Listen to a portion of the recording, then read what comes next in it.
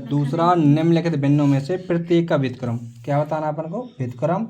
और व्युत्क्रम को उचित भिन्न, विषम भिन्न और पूर्ण भिन्न के रूप में वर्गीकृत करना। वर्गीकृत का मतलब होता है बांटना या अलग अलग तरह से लिखना। यह हो जाएगा 3/7। इसका व्युत्क्रम हो जाएगा, व्युत्क्रम हो जाएगा नीचे वाली संख्या ऊपर और ऊपर वाली संख्या नीचे।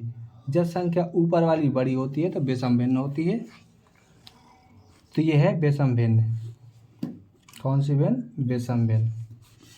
अगला वाला क्वेश्चन है इसी का दूसरा, इसमें है 5/8। तो इसका अब हिंदी वर्जन न लिखकर डायरेक्ट डॉट करते हैं। ऊपर वाली संख्या, नीचे वाली संख्या हो जाएगी ऊपर और ऊपर वाली नीचे। ये हो जाएगा इसका व्युत्क्रम। ऊपर बड़ी है तो विषम, ये हो जाएगी 9/7। तीसरा क्वेश्चन, ये भी व्युत्क्रम। नीचे वाली संख्या ऊपर लिखेंगे, बटे में आएगा 9। ऊपर वाली संख्या छोटी है तो ये हो जाएगी उचित भिन्न। उचित भिन्न। विषम भिन्न को अनुचित भिन्न भी बोलते हैं। अनुचित, प्रॉपर फ्रैक्शन, इम्प्रॉपर फ्रैक्शन। इसमें ऊपर वाली छोटी है तो उचित और नीचे वाली बड़ी है तो उचित हो जाएगी। अगर ऊपर बड़ी है और नीचे छोटी है तो विषम भिन्न। और विषम भिन्न से मतलब विषम भिन्न से अपन मिश्रित भिन्न बदल लेते हैं। विषम भिन्न, इसमें 3 का भाग 7 में कितनी बार जा सकता है? 2 बार। यहाँ पर लिख देंगे। और 3 के भाग देने के बाद जो बचेगा, 1 बचेगा। 3 दूनी 6, क्योंकि 7 है। बचे वाला ऊपर आएगा और ये 3 का 3 नीचे का नीचे आ जाएगा। ये हो जाएगी मिश्रित भिन्न।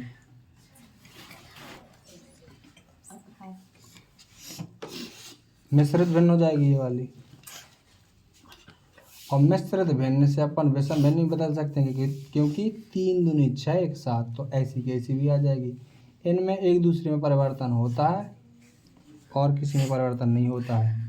इसमें भिन्न को अपन अंश बटे हर भी बोलते हैं या कहते हैं P/Q। P/Q परिमेय संख्या। P/Q नॉट इक्वल टू 0, यानी कि नीचे वाला 0 नहीं हो सकता है, ऊपर वाला 0 हो सकता है। क्योंकि नीचे वाला 0 होगा, जैसे इसमें उदाहरण लेंगे 0/1, तो 0 का भाग 1 में देंगे तो 1 बार जाएगा, घटेगा तो 1 आएगा। और फिर 1 बार भाग जाएगा तो फिर 0 घटेगा तो 1। ये ऐसा आता रहेगा, ये कभी ख़त्म नहीं होगा, यानी कि परिभाषित नहीं है। इस वजह से ऐसा बोलते हैं कि नीचे वाला 0 नहीं होगा, ऊपर वाला 0 होगा।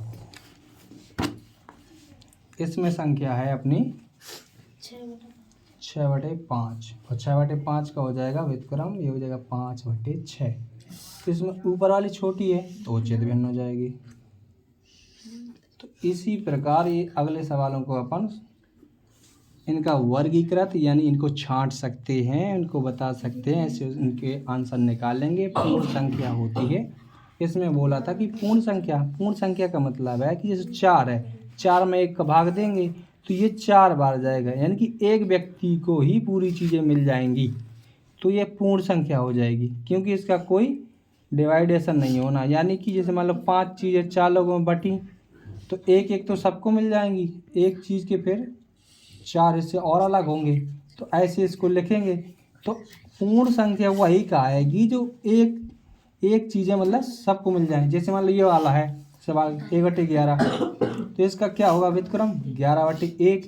तो इसमें एक लोग को 11 की 11 चीज़ें मिल गई हैं, इस वजह से ये पूर्ण है। कौन सी संख्या है? पूर्ण संख्या, यानी कि कंप्लीट नंबर।